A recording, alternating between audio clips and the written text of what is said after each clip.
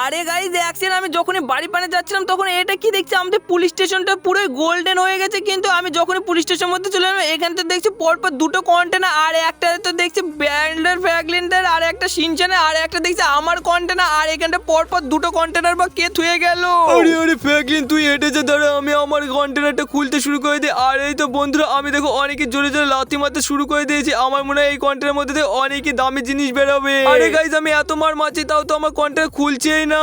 Franklin দাদা, তোমার container করে কোনো কাজ নাই। এবার দেখো আমি গিয়ে অনেকে সুন্দর যখন লাথি মারবো আমার এই কন্টেনারটা খুলেই যাবে। আর বন্ধুরা দেখো, আমি যখন দুবার লাথি মারলাম অনেকে সুন্দর খুলে গিয়ে এখানে চার চাকা গাড়ি বেঁধে গেল।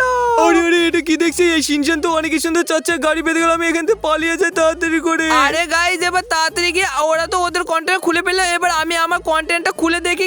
আর এই তো অনেকে যখনই কন্টেনারটা খুলে পেলাম দু মাসের, আর এটা কি দেখছি আমার কন্টেনারের মধ্যে তো কিছুই পেলাম না। এবার আমি তাড়াতাড়ি করে এই সিনচানদের গাড়িটা নিয়ে এখান থেকে পালিয়ে যাই। আর এই তো অনেকই সুন্দর এদের গাড়িটা নিয়ে অনেকই সুন্দর পালিয়ে যাচ্ছে, সিনচানরা বুঝতেই পারবে না।